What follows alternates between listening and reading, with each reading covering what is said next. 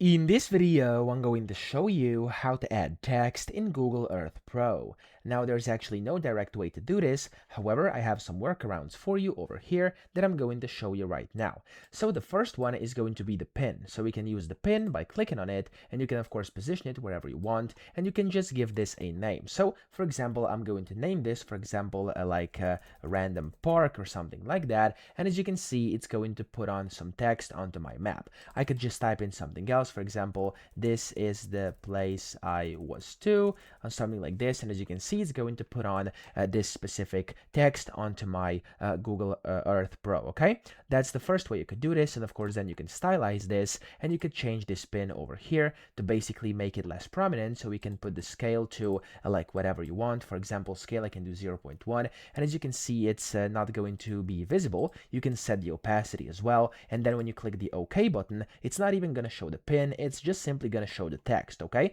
so I do think this is the most convenient way to do it, okay, because it's not showing the pin, it is just showing the text you want to add on. Click on OK, and as you can see, we now have our text over here. So that's by far the best way to do it. However, if you want to be more artistic, you could go and just use this tool, which is called the path tool. You can click on it, and you can just type in whatever you want. So we could actually like physically make letters like this. As you can see, I could do like hello, like that. So hello, it's going to be a bit messy, but you get the point. You can do that as well, okay? And each and every single letter is going to require to actually have kind of its own path, which is quite inconvenient, but yeah, that's essentially it. I do think the best way is to just place on the pin and size it to 0, and yeah, that's it. So I hope this video helped you out. If it did, please subscribe to the channel and help me out as well.